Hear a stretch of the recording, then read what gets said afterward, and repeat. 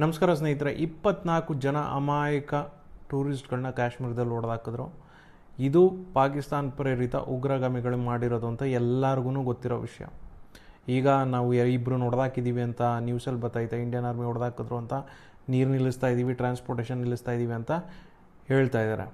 So ಇಲ್ಲಿಗೆ ಪಾಕಿಸ್ತಾನ ಬುದ್ಧಿ ಕಲಿಯುತ್ತಾ? ಖಂಡಿತವಾಗ್ಲೂ ಇಲ್ಲ. ಆಕ್ಯುಪೈ ಮಾಡಿರಿ, ಪಾಕ್ ಆಕ್ಯುಪೈಡ್ ಕಾಶ್ಮೀರ್ನ. ಯಾರ್ರೀ ಬೇಡ ಅಂತಂತಿರೋದು? ಇಷ್ಟೊಂದು ಟ್ಯಾಕ್ಸ್ ಕಟ್ಟಿಸ್ಕೊತಾ ಇದ್ದೀರಲ್ಲ ನಮ್ಮ ಹತ್ರ. ವಾರ್ಫೇರ್ ಟ್ಯಾಕ್ಸ್ ಅಂತ ಹಾಕಿ ಕೊಡ್ತೀವಿ, ಅದನ್ನೂ ಕೊಡ್ತೀವಿ, ತಿಕಾ ಮುಚ್ಕೊಂಡು ಆಕ್ಯುಪೈ ಮಾಡ್ಕೊಳ್ಳಿ. ಇಷ್ಟಕ್ಕೆ ಸುಮ್ಮನೆ ಆಗ್ಬಿಡ್ತಾರಾ? ಅಯ್ಯೋ, ಇನ್ನು ಒಳಗಡೆ ಇರೋ ನಾಯಿಗಳನ್ನ ಯಾರು ಬೇಟೆ ಆಡೋದು? ಯಾರು ಅಂತ ಕೇಳ್ತೀರಾ?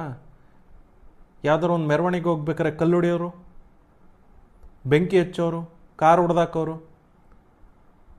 ಈ ನಾಯಿಗಳು ಅವರೇ ಅಲ್ವಾ? ಇವ್ರುಗಳನ್ನೆಲ್ಲ ಹೆಂಗೆ ಮಟ್ಟ ಹಾಕ್ತೀರಾ? ಸೊ ಒಂದು, ಪಾಕಿಸ್ತಾನ ಆಕ್ಯುಪೈಡ್ ಕಾಶ್ಮೀರ್ನ ಕಿತ್ಕೋಬೇಕು. ಎರಡನೇದು, ಈ ಒಳಗಡೆ ಪಾಕಿಸ್ತಾನ ಜಿಂದಾಬಾದ್ ಅಂತ ಹೇಳ್ಕೊಂಡು, ಆಮೇಲೆ ಹಿಂದೂ ಮುಸ್ಲಿಮ್ಗಳ ಮಧ್ಯೆ ಗಲಾಟೆ ತಂದಿಟ್ಕೊಂಡು, ಕಲ್ಲು ಹೊಡ್ಕೊಂಡು, ಕಾರ್ಗಳು ಗಾಜು ಹೊಡ್ಕೊಂಡು ತಿರುಗಾಡ್ತವ್ರಲ್ಲ, ಅಂಥವ್ರನ್ನ ಎಡೆಮುಡಿ ಕಟ್ಟಬೇಕು. ರಾಜಕೀಯ ಪ್ರೇರೇಪಿತ ಎಲ್ಲ ಬಿಟ್ಬಿಡಿ ದಯವಿಟ್ಟು. ವೋಟ್ ಬ್ಯಾಂಕ್ಗೋಸ್ಕರ ಕೊತ್ತಂಬರಿ ಸೊಪ್ಪು ತರಕ್ಕೆ ಹೋಗಿದ್ರು, ಅವರು ಅಮಾಯಕರು, ಅದನ್ನೆಲ್ಲ ಹೇಳ್ಬಿಟ್ಟು ಬಿಡಿಸೋ ಥರ ಆಯ್ತಲ್ಲ, ಇದನ್ನು ಬಿಟ್ಬಿಡಿ ದಯವಿಟ್ಟು.